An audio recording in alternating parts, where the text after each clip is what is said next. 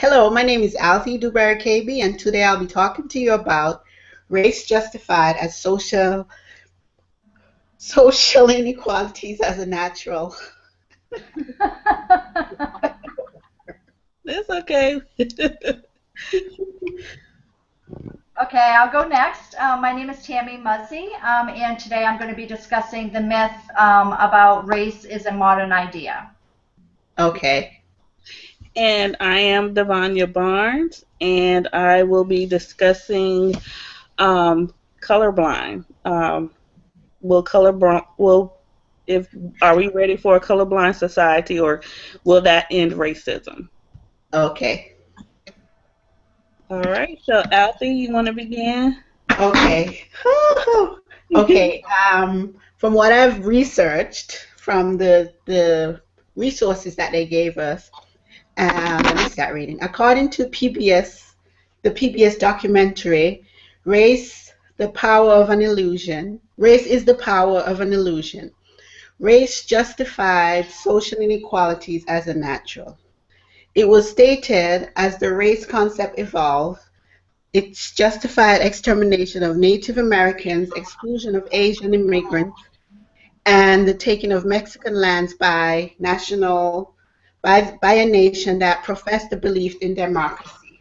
Racial practices were institutionalized within American government laws and society. Any questions? No? Okay.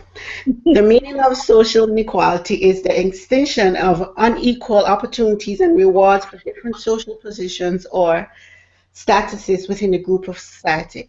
Throughout history, social ideas have influenced research and discovered relate to race. I'm sorry.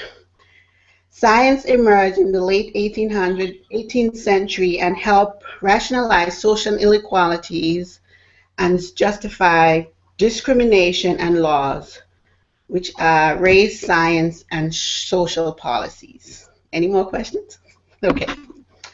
In my opinion, people in power and their need to keep minorities, Native American, blacks, and Mexican, Asian, subjudge separation ideology to hate, keeping people divided, uneducated, and illiterate based on social policies. Social inequalities provide dominant within protection and superiority over other races. Here are some examples. Low-paying jobs that don't allow minorities the ability to own things and have some opportunities as whites. Inequalities in healthcare that doesn't allow access to the same type of healthcare as dominant or superior group. This makes for a lot of sick people in the minority population. It's all a cycle of opportunity and financial benefits for the dominant group. Sick people is an opportunity for pharmaceutical sales and medical supplies.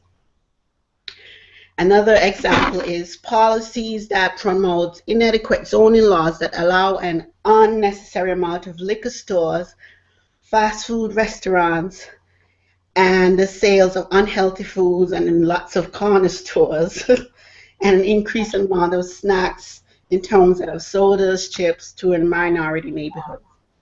Any questions? No, I just wanted to comment on that. I heard a discussion on the radio, something similar to that in regards to how certain ethnic groups are opening businesses in other ethnic groups, that the businesses really are kind of bringing a lot of negative items to the community Okay. instead of things that uplift that particular community. So that kind of reminded me of that discussion I heard this morning on the radio. Oh, okay. Yeah. And then the last one, that the laws that it dictates how minorities are treated, especially if there's like an arrest or the amount of time spent incarcerated, which is less for those in the dominant race. And now, in this present time, is the treatment of the people in the LGBT community. Mhm. 'Cause I work in a hospital and I see almost every day, even at work and outside of work, the treatment that some of them get. Because I have a lot of friends in the LGBT community, and they're always complaining to me. And sometimes I feel bad, but Right. I just have to console them and talk to them and tell them everything will be okay. Right. I think, I think too, going with Tanya, I mean, I think there's so much stigma that the media puts out there now. It's like you never hear about anything good some ethnic backgrounds. Right. It's always about the bad. Yeah. So it's like I think, politically and media related topics they fuel that fire, and I think that's why it's race has become such I know. it's so horrible. It's like you turn on the TV and it's like, oh, this one shot this one and this one. It's like, can we just talk about something good? Else, yeah. Instead of, it's like now everybody's, oh, well, that person's Hispanic, so they're bad. Right. Oh, like, let's get over this. It's like we're supposed to be in this new age here, and things are supposed to be getting better, and it's almost like we're regressing backwards instead of forward sometimes. Yeah. Okay. I grew up. Can I say it's where? Sorry, where I go right ahead. I didn't even know anything about different kind of race or anything like that. No. I'm from the Caribbean, and it's like everybody is one big family there. Yeah. So and then I lived in England as well. Oh, wow. Yeah, I experienced it, but I didn't recognize it. Right. But I had so many different friends from all these different backgrounds, all these different races, and we all hang together after school and got in a lot of trouble. Well, I think, it should be that it shouldn't even be a race or anything. Right. It's just you're a person. You're a human being person. Right. You're not doesn't matter what color your skin is, where you came from, how you grew up. If you're a nice person, it does, and you're a human being. That's just how people Right. Yeah. Not based on where they come from. I know. Okay, so are you guys ready for me? Yeah. Okay, so I chose to discuss the race as a modern idea, and based on Althei's, though the word race has been around for centuries throughout American history, the meaning has significantly changed. Let me ask you both a question. How would you define the word race? For me, based on living in this society, you start out learning or thinking that race is basically your skin color. But I think as you get older and you learn more things, it's more than just a skin color. Totally more than skin color. Right. Well, I thought it was almost the same thing. Mhm. Like black and white, Spanish. Right. I didn't. Now I'm reading all this info, and it's like, wow. Right. Well, until this project came along, I was brought up to believe that race was defined by your ethnic background, the color of your skin, and basically your genetics. And like I stated, with all the social and political media about race during my life has always been based around that. Okay. I always thought it originated during the time that a similar group of people, obviously, who were willingly brought over here from Africa and bought and sold into slavery to the highest bidder. I mean, that's what I always thought when race all started. They were made to... Yeah, they were taken all over the place. Right. In the Caribbean. Yeah, and they were made to be inferior to the white race because of their skin color, like they were less than human. They were not the only group throughout history, though. I mean, Asian Americans, Latinos, and Native Americans were also segregated or excluded by laws and policies. Yes. These same groups played a significant role in fighting our wars and dying for the freedom that many of us take for granted today, even though they were not allowed the same rights and opportunities as we were.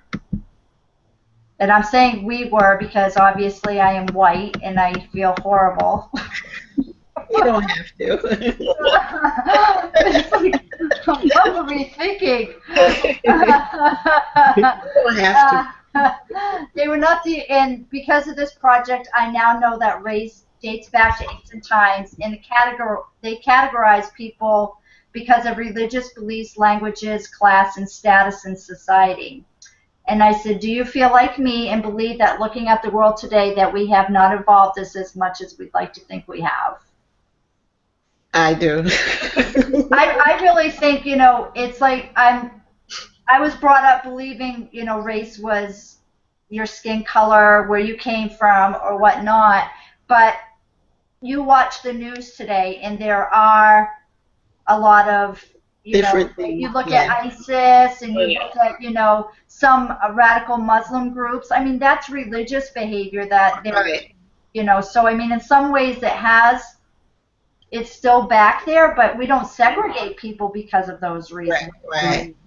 That it's still playing a big role in our lives today. I think it's just, unfortunately, people lost the concept that race is not about skin color, and it's not about where you come from or, your ethnic background.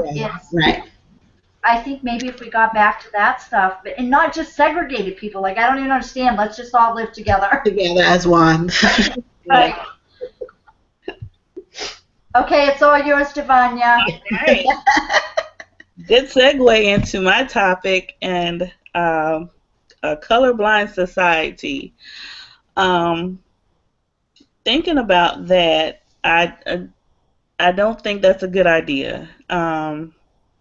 Reading the information from the PBS site, in today's society, racism is still a greater part of our society as it was in early society. There are certain things that we may not see outright as in earlier times, but nonetheless, it's still there. And Right. for us to say that, if we just act like racism doesn't exist or we ignore it, that is not going to solve the problem. No. There has to be discussions about it, honest discussions. I don't think you should sugarcoat anything. That's a big part of it. We have to learn from each other. Right. I'm a firm believer in knowing someone's history, knowing someone's culture to get a better understanding. And I think, and I feel that racism is just that. It's like people just, if it's something they don't understand, then boo on you, Yeah. different, and you're nothing. And that's how I feel like this society has become or started out, because you didn't understand something, then that meant it had no value to you. So yeah, I firmly believe that we have to have discussions. We can't walk around acting like racism does not exist. It does exist. But I think education or educating each other about our cultures and differences and things like that is a good way to start. Yes. I'm not going to say it's going to totally go away, but Well, I think they should start really teaching this in school, Oh, the yeah. younger generation right up through, bring in all especially now. I mean, look at America the way we are now. I mean, there are so many diverse groups that live, ethnic backgrounds and everything. That's what America was supposed to be based on. Yeah. So let's bring all, let's not just talk about American history. Let's talk about worldwide history. History. Yeah. America is part of the world, and people always want to come here. There's a reason why they want to come to America. Oh, yeah. So that's what America was based on. I mean, you think of Ellis Island, where everybody had to come through in New York, to be able to be part of, become an American. So it's you can't just expect a different. I don't even like to say race, because to me it's not a race. It's like you have different people, different cultures, different backgrounds. Then learn about them, and I don't even think. Racism probably will never disappear, unfortunately, because you do have those radical people that believe they're superior over everybody. But, if we can maybe teach the kids when they're younger and bring it right up to today, maybe things would change a little bit, I definitely agree. Well, I've been doing that with my kids. Yeah. Yeah. I think we've all brought up some very, very good points. Some things that I did learn through this conversation. So I really enjoyed it. I did too. I didn't know how I would feel about the project initially, but I think it was pretty good. I think it was pretty good. And I think we have a pretty good diverse group Yes. of us that can interpret this information. So good job, ladies. Thank you. Yay. Yay.